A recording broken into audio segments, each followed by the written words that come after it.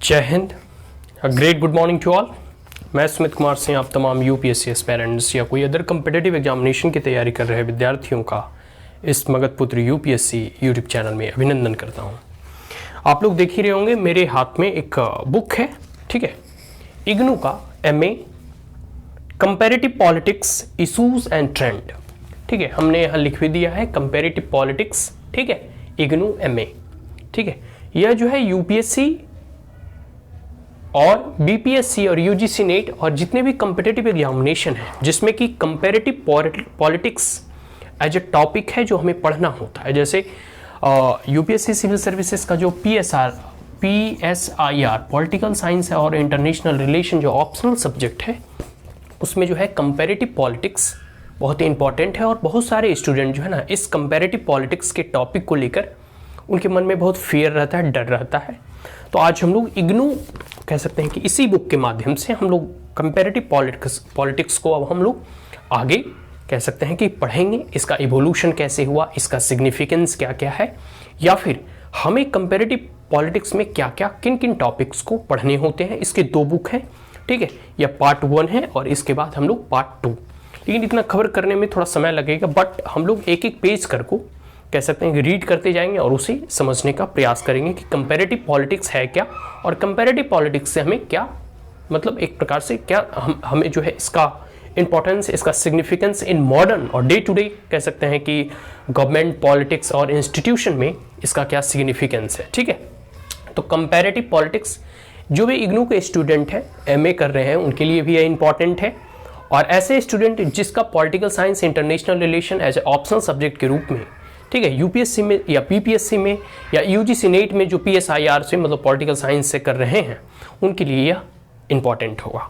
आज हम लोग इसका एक इंट्रोडक्शन, ठीक है, मतलब एक इंट्रोडक्शन के तौर पर अगर आपके पास comparative politics issues and trend का बुक ऑलरेडी है इग्नू का, तब आप देख सकते हैं इसका जो है फर्स्ट पेज जो है उसमें इंट्रोडक्शन है, परिचय है कि किस प्रकार से प्राचीन काल से ही कंपैरेटिव पॉलिटिक्स का ही मतलब है। देखो, कंपैरेटिव मतलब होता है तुलनात्मक, तुलना करना। जैसे हम जो है घर में ही देखते होगे ना कि भाई को बहन से या फिर बड़े भैया से छोटे भाई को कंपेयर करते हैं कि कौन पढ़ने में तेज है, कौन खेलने में अधिक तेज है, इजंट इट भी कंपेयर। मतलब हम लोग सभी आपस में एक दूसरे के साथ कंपेयर करते हैं, अरे यार मौसी का लड़का तो बहुत पढ़ने में तेज है, देखो पड़ोसी शर्मा जी का लड़का तो मतलब यूपीएससी क्रैक कर लिया, इजंट इट। तो ये होता है एक प्रकार से तुलनात्मक, हम अपने आप से या फिर दूसरों को अपने से या अपने से दूसरों को तुलना करते हैं। ठीक उसी प्रकार इस कंपैरेटिव पॉलिटिक्स में हम राजनीति को, एक देश की राजनीति को जो है दूसरे देश की राजनीति से उसका तुलनात्मक अध्ययन करते हैं। ठीक है, तो कंपैरेटिव एंड पॉलिटिक्स, कंपैरेटिव मतलब तुलनात्मक, पॉलिटिक्स मतलब राजनीति। ठीक है, तो वही हुआ कंपैरेटिव पॉलिटिक्स अगर इसके शाब्दिक अर्थ को जाने तो। अब हम इसके इंट्रोडक्शन को पढ़ते हैं। ठीक है, इस बुक के माध्यम से हम एक एक लाइन करके पढ़ेंगे और इसे समझने का प्रयास करेंगे। सबसे पहला है कि comparison is one of the oldest form of the study of politics. यहां कहा जा रहा है कि तुलना करना जो है एक प्रकार से स्टडी ऑफ पॉलिटिक्स, राजनीति को जब हम पढ़ते हैं तो तुलना करना एक दूसरे से, ठीक है, तुलनात्मक करना, अध्ययन करना, यह एक कह सकते हैं कि राजनीति का बहुत ही एक प्रकार से प्राचीन कला रहा है। ठीक है, प्राचीन एक प्रकार से कह सकते हैं, बहुत सारे ऐसे आप देखोगे आगे इसमें एरिस्टोटल का जिक्र है कि डिफरेंट जो पहले फिलोसफर होते थे ना, पहले पॉलिटिशियन नहीं होते थे, फिलोसफर जो होते थे वो कई एक देशों का जो राजनीतिक अब तक की उपलब्धि रही है उसका तुलनात्मक अध्ययन करके फिर अपनी विवेचना क्या करते थे, उस पर अपना मूल्यांकन या फिर अपना चिंतन दिया करते थे। तो earliest beginning of the comparative method can be traced back to the 4th century BC. अगर प्राचीन काल की बात करूं तो 4th सेंचुरी बीसी, ठीक है, मतलब 4ठी शताब्दी ईसा पूर्व में ही जो है एरिस्टोटल, ठीक है, एक बहुत बड़े चिंतक, विचारक, जब हम लोग वेस्टर्न पॉलिटिकल थिंकर में पढ़ते हैं तो एरिस्टोटल हो गया, प्लेटो हो गया, ठीक है, बहुत सारे ऐसे थिंकर को पढ़ने को मिलता है। तो Aristotle made the first attempt, ऐसा कहा जा रहा है इस कंपैरेटिव पॉलिटिक्स में कि एरिस्टोटल ने पहला अटेम्प्ट जो है किस में डिस्क्राइब किया था, characteristics of the regime and government of the date time, मतलब कंपेयर करके एक देश से, एक राष्ट्र से दूसरे राष्ट्रों को आपसी में तुलनात्मक अध्ययन करके जो है पहली बार एरिस्टोटल के जरिए 4th सेंचुरी BCE में, ठीक है, 4ठी शताब्दी ईसा पूर्व में ही जो है तुलनात्मक अध्ययन किया था। और उसके बाद उन्होंने characteristic different form of character, कोई भी एक रिजीम का, कोई भी एक उस वक्त की प्राचीन काल की जो शासन व्यवस्था थी उस रिजीम की और उस सरकार का उस समय में, एट दैट टाइम, उस समय में, उस वक्त जो है एरिस्टोटल ने तुलनात्मक अध्ययन किया था। आगे है कि thereafter a number of thinker and philosophers in different period have used the comparative methodology. और उसके बाद जैसे जैसे आगे समय बढ़ता है तो बहुत सारे ऐसे थिंकर, फिलोसफर्स, दार्शनिक जो है एक देश का दूसरे देशों के संविधान के साथ तुलनात्मक अध्ययन करने के बाद वो अपना चिंतन आगे या फिर अपनी बातों को, अपने थेसिस को, अपने मेथोलॉजी को कह सकते हैं रखते हैं। और किस माध्यम को यूज करके? इस कंपैरेटिव मेथड्स को यूज करके। आगे है दीज इंक्लूड कायरियो, Polybius, Tacitus among the Romans, Machiavelli, ठीक है, among others. In the Renaissance, पुनर्जागरण काल में भी जो है बहुत सारे लोगों ने कंपैरेटिव मेथड को यूज करके इसका अध्ययन किया। Montesquieu in the Enlightenment era, ठीक है, and Tocqueville and Marx, Mill, Bagehot, Mosca and other in the 19th century. तो किस प्रकार से देखते हैं कि हम लोग एशियन टाइम, मेडिवल टाइम और मॉडर्न टाइम, मतलब 19th सेंचुरी, 20th सेंचुरी से मॉडर्न ही कहो, इस तीनों काल में डिफरेंट डिफरेंट थिंकर, फिलोसफर ने कंपैरेटिव मेथड्स को यूज किया स्टडी करने के लिए और अपने थिंकिंग को डेवलप करने के लिए, या फिर अपने थेसिस को, अपने फिलॉसफी को इस्टेब्लिश करने के लिए, ठीक है। आगे है कि the main logic behind the use of comparative method in political science is as Bertrand Badie point out. एक थिंकर हुए हैं बर्ट्रांड वैडी, वो पॉइंट आउट करते हैं, वो कहते हैं कि that the rigour and validity of a science, ठीक है, often depend upon its scope for comparing and quantifying similarities and differences between objects of the same category so as to distinguish between the universal and specific। देखो, एक thinker हुए political science के जो comparative methods को, ठीक है, use करने का और एक प्रकार से इसके कह सकते हैं कि लाभ को बताते हैं। बर्ट्रांड वैडी जो अभी हमने बताया, वो कहते हैं कि कोई भी, ठीक है, जैसे हम लोग राजनीतिक विज्ञान कहते हैं, पॉलिटिकल साइंस कहते हैं, या फिर कोई भी विज्ञान में ना कंपैरेटिव बहुत अधिक होता है। विज्ञान में जो है एक थेसिस को दूसरे थेसिस से बहुत तुलना करके हम लोग देखते हैं।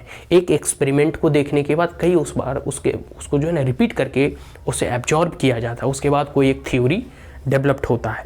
तो राजनीति शास्त्र में भी comparative method in political science में जो है बर्ट्रांड कहते हैं कि rigour and validity of a science, कोई भी विज्ञान का, ठीक है, रिगर मतलब उसकी दृढ़ता और उसकी वैलिडिटी मतलब उसकी एक प्रकार से देखते हो, कहते हैं ना कि भाई कोई चीज़ वैलिड है या नहीं, मतलब एक प्रकार से वो सही है या नहीं, तभी पता चलता है, ठीक है, जब हम उसके स्कोप को कंपेयर करते हैं और क्वांटिफाई करते हैं। क्वांटिफाई मतलब एक प्रकार से गुणांक में कोई चीज़ को लिखना, 1 2 3 जो है, तो कोई भी चीज़ को हम विज्ञान में, ठीक है, उसका महत्व, उसकी वैलिडिटी को हम तभी सिद्ध कर पाते हैं जब हम किसी एक व्यक्ति, किसी एक चीज़ को एक दूसरे के साथ कंपेयर करके उसे हम क्वांटिफाई करते हैं और साथ साथ डिस्टिंग्विश करने के बाद हम यह पता लगाते हैं कि कोई यूनिवर्सली एडॉप्ट कोई भी फॉर्मूला है या कोई भी स्पेसिफिक चीज़ है, उसके साथ वह तुलनात्मक रूप से कहाँ तक औचित्यपूर्ण है, ठीक है। आगे political science is no exception to the rule. Political science भी इसमें अपवाद नहीं है। पॉलिटिकल साइंस को अपने आप में एक साइंस कहा जाता है, ठीक है। And to the extent that it has become and established as a science, its founding father concentrated upon developing comparative method as a substitute for experiment। और जैसा देखो, हम लोग जब साइंस को पढ़ते थे, पॉलिटिकल साइंस को पढ़ते हैं, तो बहुत लोगों ने इसे विज्ञान के तौर पर भी यूज करने का प्रयास किया है। तो जो हमारे फाउंडिंग फादर, मतलब जो राजनीति शास्त्र के जो कह सकते हैं कि हमारे फोर फादर हुए हैं, हमारे ग्रैंड फादर हुए हैं, ठीक है, मतलब कह सकते हैं कि इतिहास काल में, मतलब राजनीति के इतिहास में जो बहुत बड़े बड़े विचारक हुए हैं, पॉलिटिकल फिलोसफर, स्कॉलर हुए हैं, उनका भी यही मानना था कि साइंस की तरह हम राजनीति में एक्सपेरिमेंट करें। And there also is another aspect of logic of comparative method. एक और कह सकते हैं कि विचारक हुए हैं Dogan and Pelassy. Dogan and Pelassy कहते हैं, वो अपने स्टडी में, अपने अध्याय में कहते हैं कि हाउ टू कंपेयर नेशन, आखिर हमें जो है एक देश से दूसरे देश को कैसे कंपेयर करना चाहिए। और वो अपने एक स्टेटमेंट में कहते हैं कि an old idea of philosopher is that knowledge of the self is gained through the knowledge of other. कहने का मतलब है कोई भी an old idea of a philosopher, जो फिलोसफर का, जो राजनीतिक विद्वान होते हैं, जो दार्शनिक होते हैं, उनकी जो ओल्ड आइडिया होती है, ठीक है, जो उनकी पुरानी आइडिया होती है, is that knowledge of this self, वह अपने आप में नॉलेज, एक प्रकार से नॉलेज ऑफ द सेल्फ, अपने बारे में जो नॉलेज होता है वह गेन होता है through the knowledge of the others. ठीक है, एक प्रकार से अपने बारे में नॉलेज गेन होता है through the knowledge of the others. और नॉलेज ऑफ द अदर्स कहाँ से आएगा? जब हम एक दूसरे के साथ कंपेयर करेंगे। ठीक है, एंड इस स्टेटमेंट को ध्यान से सुनो। An old idea of a philosopher is that knowledge of the self is gained through the knowledge of the others. मतलब हम अपने बारे में तभी जानते हैं या अपने बारे में और अधिक तभी जान सकते हैं जब हम दूसरों के साथ कंपैरिजन करके या दूसरों का नॉलेज को हम गेन करें। एक प्रकार से सिंपल से आप चाणक्य की भी अगर आप बात करो तो चाणक्य कहते हैं कि तुम्हारा जीवन बहुत कम है, अब इस जीवन में तुम सारे एक्सपेरिमेंट नहीं कर सकते हो, इसलिए अन्य लोगों की गलतियों से तुम सीखो। वह मतलब उपदेश दे रहे होते हैं चंद्रगुप्त मौर्य को। तो ठीक उसी में जो है डिगैन एंड पोलेसी कहते हैं कि हम जो है कह सकते हैं how to compare nation start with the statement and old idea of the philosopher is that knowledge of the self is gained through the knowledge of the other. अपने बारे में हम तभी जानते हैं जब हम दूसरों के बारे में जान लेते हैं, या अपने बारे में हम ज्ञान को तभी वृद्धि कर सकते हैं जब दूसरों के बारे में हम एक तुलनात्मक अध्ययन या एक प्रकार से कह सकते हैं उसके साथ कंपेयर करके हम अपने आप को जानते हैं। ठीक है, जैसे अब कोई व्यक्ति अगर अच्छा क्रिकेटर है तो दूसरे क्रिकेटर के साथ उसके साथ कंपेयर कर दो, पता चल जाएगा कि कौन कितने पानी में है। या फिर कोई अपने आप को जीनियस समझता है, या मान लो कोई है भी, उसका आईक्यू लेवल बहुत अच्छा है, तो कोई दूसरे ऐसे विद्यार्थियों के साथ उसको कंपेयर करो जिसका आईक्यू लेवल भी बहुत अच्छा है, तो जान पाएगा दोनों दूसरा कि भाई कौन सर्वश्रेष्ठ है। ठीक है, ये चीज़ हो गया। आगे है in spite of the oldness of the comparative method and the logic behind the use of this method there has been ambiguity about the term comparative politics.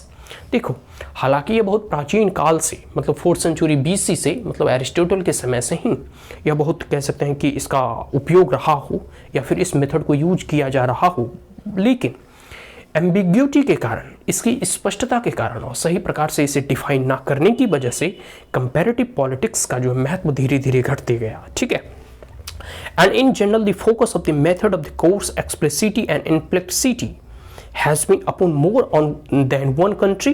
ठीक, एक प्रकार से कह सकते हैं ना कि इसकी जो अस्पष्टता है या फिर इसका जो उलझाव है या स्पष्टता है, ठीक है, वह कुछ ही कंट्रियों तक ही सीमित रहा।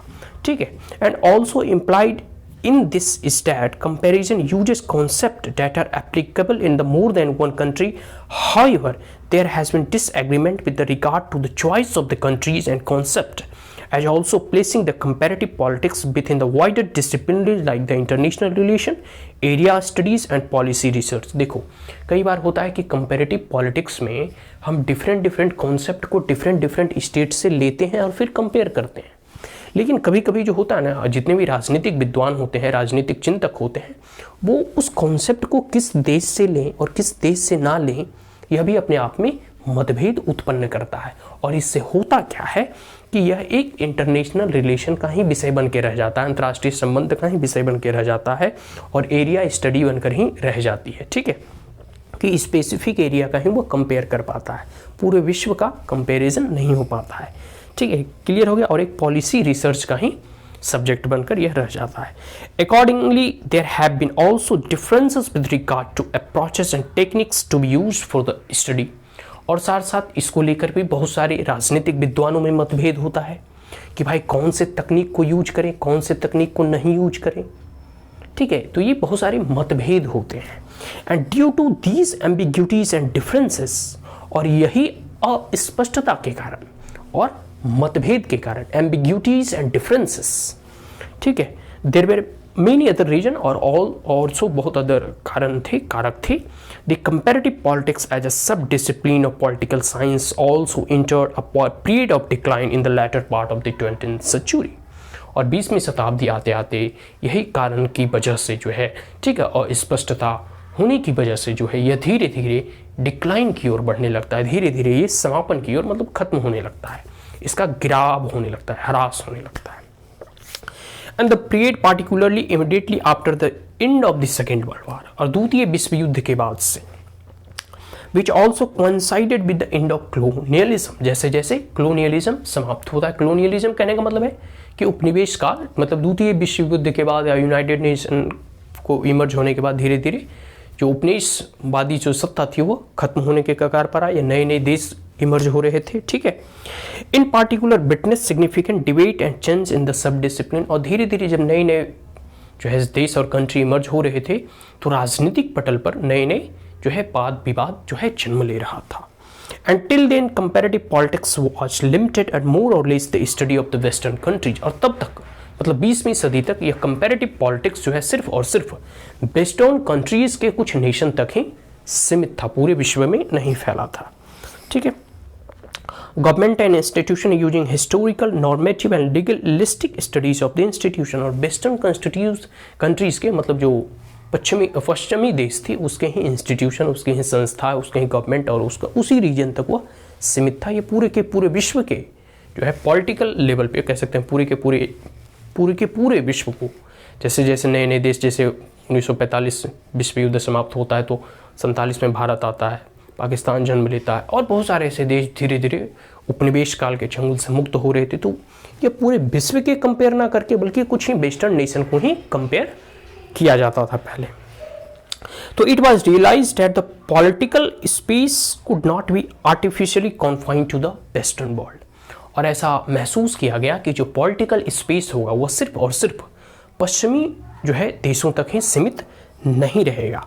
ऑल्सो एज बेटनार्ड बैटी पॉइंट आउट, फिर एक जो थिंकर हैं पॉलिटिकल थिंकर बेटनार्ड बैटी, वो कहते हैं कि the new international order which the great powers were trying to establish depend upon an assumption that all the world's societies were converging towards a single model of modern industry society, whether capitalist or the socialist, and came to determine political research strategies। कहने का मतलब है, देखो एक होड़ much गई थी द्वितीय विश्व युद्ध समाप्त होने के बाद, कोई या तो कैपिटलिस्ट फॉर्म में जाएगा अमेरिका का जो मॉडल था, या सोशलिस्ट फॉर्म में जाएगा यूएसएसआर का मॉडल था। तो दोनों देश एक दूसरे देशों पर जो नए नए देश इमर्ज हो रहे थे, जैसे भारत रसिया की तरफ गया, सोशलिस्ट मॉडल अपनाया, पाकिस्तान जो है कैपिटलिस्ट मॉडल, या फिर अमेरिका के पाले में गया, तो डिफरेंट जो है देशों पर ये दोनों आइडियोलॉजी हावी हो रही थी और थोपा जा रहा था कि यही दो माध्यम है, ठीक है, जो पॉलिटिकल रिसर्च को डिटरमाइन करेगा, ठीक है। आने वाले समय में हम लोग देखते हैं कि modern political analysis has to become a developmentalist in order to take account of both the universality of the western political model and underdeveloped nature of different model and practices. यहाँ कहा जा रहा है कि modern political जो analysis है, आधुनिक जो राजनीतिक विश्लेषण है, ठीक है, बिकम डेवलपमेंटलिस्ट, वो विकासवाद की ओर बढ़ने लगा, ठीक है। और वह इसलिए ताकि पूरे के पूरे विश्व के जो यूनिवर्सलिज्म है, ठीक है, यूनिवर्सलिटी है एंड वेस्टर्न पॉलिटिकल मॉडल है, या under developed nature of the कह सकते हैं कि डिफरेंट मॉडल एंड प्रैक्टिसेस है, उन तमाम चीज़ों को कंपैरिजन करने में, जैसे वेस्टर्न कल्चर डेवलप्ड है और जो अभी न्यू इमर्जिंग जो कह सकते हैं कि आफ्टर कॉलोनाइजेशन के बाद जो है डीकॉलोनाइजेशन के बाद जो है नए नए कंट्री जो इमर्ज हो रहे थे वो अभी अंडर डेवलप्ड है या डेवलपिंग कंट्रीज हैं।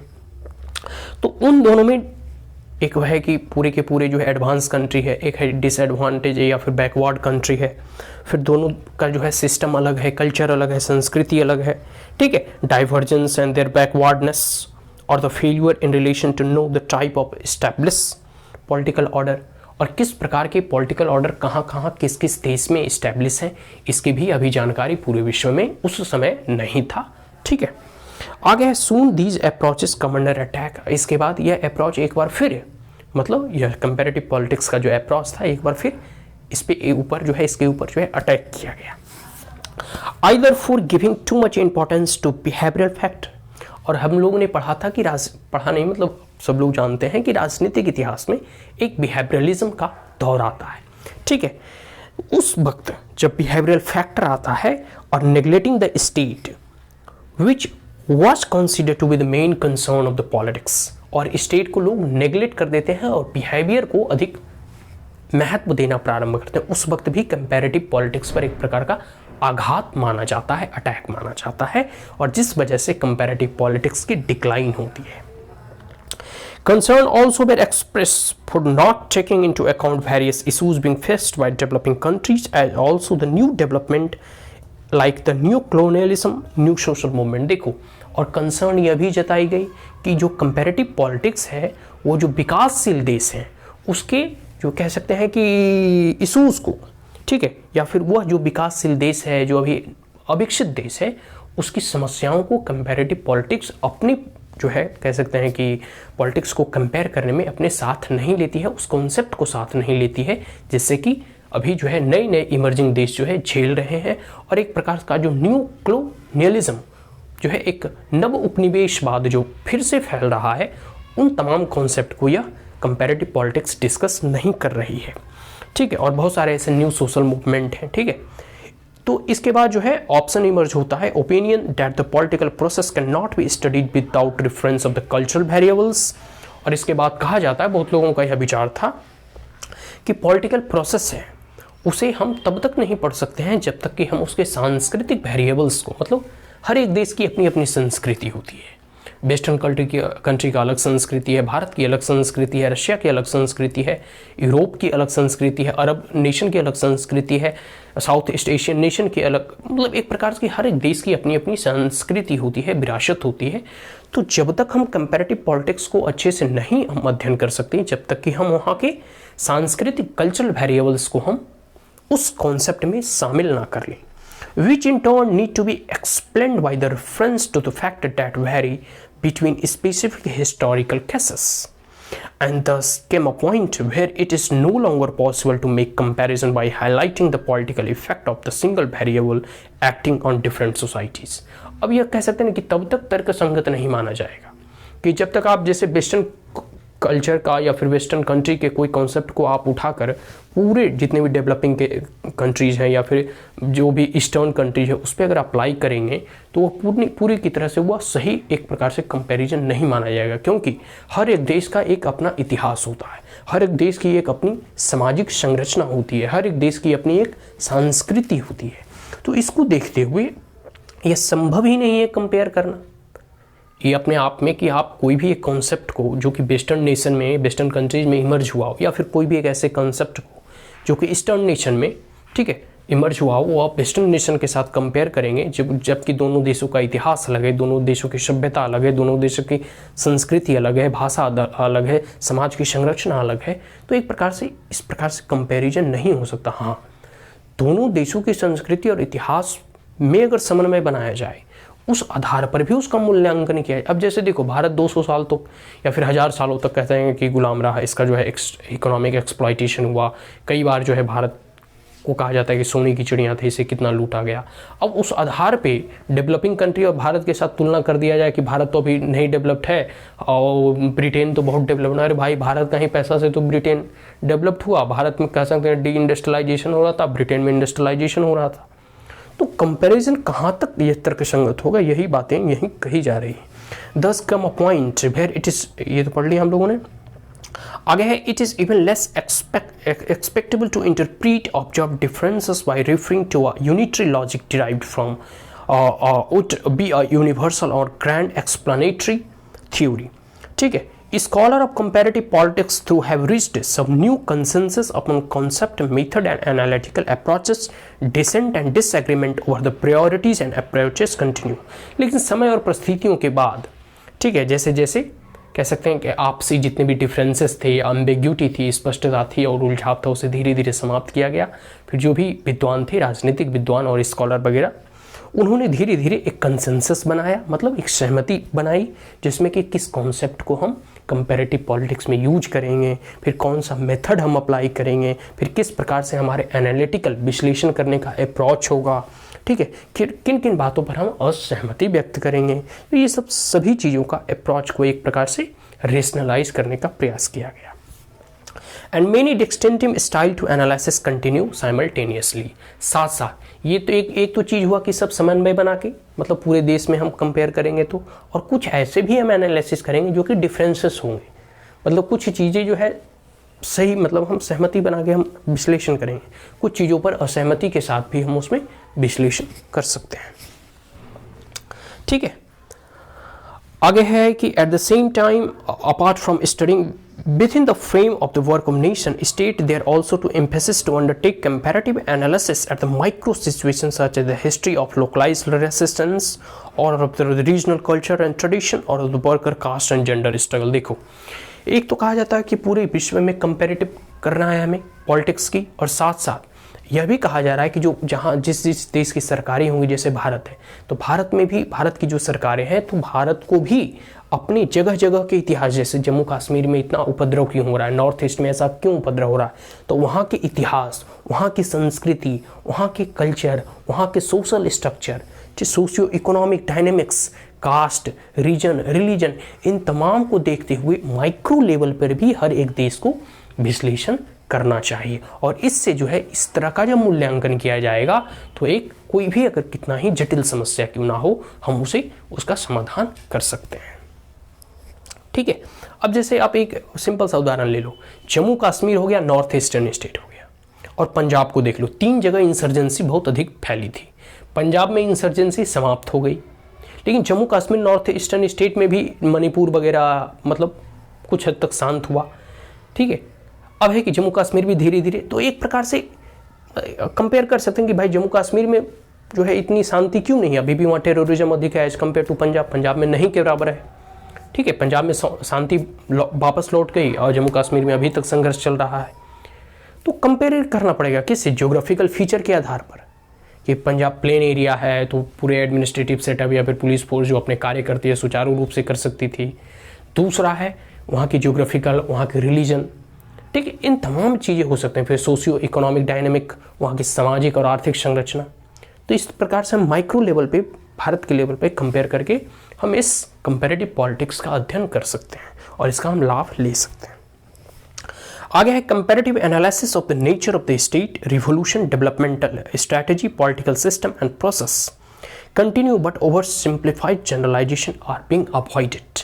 कहा जाता है कि कोई भी एक देश हो, ठीक है, या फिर कोई भी पूरे विश्व के स्तर पर ही देखें, तो कंपैरेटिव हम जब एनालिसिस करेंगे, तुलनात्मक जब मूल्यांकन करेंगे, ठीक है, विश्लेषण करेंगे, ठीक है, उस समय जो है हम कोई भी स्टेट हो, कोई भी राज्य हो, कोई भी देश हो, और कोई भी रिवोल्यूशन हो, क्रांति हो, ठीक है, डेवलपमेंट स्ट्रैटेजी हो, विकास करने की तरीके, या पॉलिटिकल सिस्टम हो, ठीक है, और प्रोसेस हो, उस विधि को जब हम कह सकते हैं, कभी भी हमें ओवर सिंप्लीफाइड नहीं करना चाहिए कि पूरे के पूरे विश्व में एक ही तरह का नियम कानून लागू कर दो, या पूरे के पूरे देश में एक ही तरह का जो है तरीका अपनाए जाना। नहीं, हर एक, इसलिए देखते हो हम लोग फेडरेशन के कॉन्सेप्ट को अडॉप्ट किए कि सेंट्रल लेवल पे कानून जो बनेगा वो देश में तो लागू होगा ही, लेकिन साथ साथ हमने स्टेट गवर्नमेंट भी बनाया कि स्टेट अपने अकॉर्डिंग कुछ उसमें अगर लोकल चेंजेस हैं, वेरिएशन है, इसलिए स्टेट लिस्ट रखा गया है कि उन तमाम चीज़ों के अकॉर्डिंग जो है वो अपने चेंजेस कर सकते हैं। इसके बाद आगे देखो लोकल गवर्नमेंट है कि लोकल लेवल पे कुछ अगर इशू हो तो वो नियम कानून बना के वहाँ पर जो है उसे सॉर्ट आउट कर सकते हैं, पंचायती राज व्यवस्था। ठीक है, तो ये हो गया। इसे अवॉइड करने के लिए कहा जा रहा है कि कोई भी ओवर जनरलाइजेशन को अवॉइड करना चाहिए, एक रूपता को अवॉइड करना चाहिए, क्योंकि multiple geographical condition, cultural, socio economic factor होते हैं जो इफेक्ट करते हैं लोकल लेवल पे। ठीक है, and the study of comparative politics now reject the extreme of universalism and particularism. कहने का मतलब है कि जो ये कंपैरेटिव पॉलिटिक्स है ये पूरे के पूरे, ठीक है, एक्सट्रीम यूनिवर्सलिज्म, मतलब एकदम कहते हैं जो एक्सट्रीम फॉर्म में यूनिवर्सलिज्म होता है, पूरे के पूरे विश्व में सब एक ही रूप में एक समान ही हो, इस प्रकार का जो है चीज़ों को वो अवॉइड करने का प्रयास करता है। साथ साथ पार्टिकुलरिज्म कहने कोई भी एक पार्टिकुलर इशू, कोई भी एक पार्टिकुलर जो है थेसिस, थ्योरी या कॉन्सेप्ट को किसी के ऊपर ढालने के लिए मना करता है। आगे है the course of comparative politics. ठीक है, एक प्रकार से हम लोग देखें ना तो कह सकते हैं कि अब जो है हम लोग ये अब यहीं समअप करते हैं कि the course of comparative politics you are studying here has been framed keeping in the view of all this development. समय और परिस्थितियों के साथ जितना भी चीज़ें डेवलपमेंट हो रहा है उसी को लेकर हम लोग आगे पढ़ेंगे, ठीक है। And the purpose here is to acquaint you with the nature of the discipline. और हम लोग जो है आगे इस बुक में पढ़ेंगे कि इस डिसिप्लिन का, comparative politics as a discipline का नेचर क्या है, ठीक है। Changes that have come through in term of scope and usages of the approach. और इस समय और परिस्थितियाँ जैसे जैसे बदलती है, मानव समाज जब विकास करता है तो किस प्रकार से जो है वो बदलाव आते हैं, ठीक है। क्या क्या स्कोप है और किस प्रकार से इस कंपैरेटिव पॉलिटिक्स के अप्रोच को हम कहाँ कहाँ यूज कर सकते हैं। And make you understand various processes, phenomenon, development, emerging concern and trend in politics. और इस कंपैरेटिव पॉलिटिक्स के माध्यम से हम तमाम चीज़ों को समझने का प्रयास करेंगे, जिसके माध्यम से हम किसी भी एक देश की राजनीतिक प्रोसेस को, ठीक है, पॉलिटिकल प्रोसेस को, वहाँ की फेनोमेनन, वहाँ घटने वाली घटनाओं को, वहाँ विकास, वहाँ के डेवलपमेंट को, और इमर्जिंग कंसर्न, वहाँ से उत्पन्न होने वाली समस्याओं को, और ट्रेंड इन पॉलिटिक्स, और पॉलिटिक्स में क्या ट्रेंड है, इसे समझने का प्रयास करेंगे। तो ये इंट्रोडक्टरी लेक्चर रहा। हम लोग नेक्स्ट वीडियो में, नेक्स्ट क्लास में comparative politics nature and significance and evolution, ये फर्स्ट चैप्टर हम लोग पढ़ेंगे। अभी जो हम इसका एक इंट्रोडक्टरी कह सकते हैं, लेक्चर कह सकते हैं। अब आने वाले समय में हम देखते हैं इसका कैसा रिस्पॉन्स मिलता है, उसके बाद हम लोग आगे जारी रखेंगे। Is that clear? So that's all. Because comparative politics जो है ना, यूपीएससी के political science and international relation में बहुत ही एक बच्चों के मन में एक फियर क्रिएट करता है कि भाई इससे कैसे क्वेश्चन पूछे जाते होंगे, या कंपैरेटिव पॉलिटिक्स किस चिड़िया की नाम है, ठीक है। सबसे पहली बार वो सुनते हैं भाई कंपैरेटिव पॉलिटिक्स भी कोई चीज़ होता है, ठीक है। सो that's all, thank you. And if you are the first time on my channel, then like it, share it, as well as subscribe it. Also press the bell icon. And if there were any queries, comment, suggestion, advice, you may comment in the comment box. Thank you once again. Have a great day.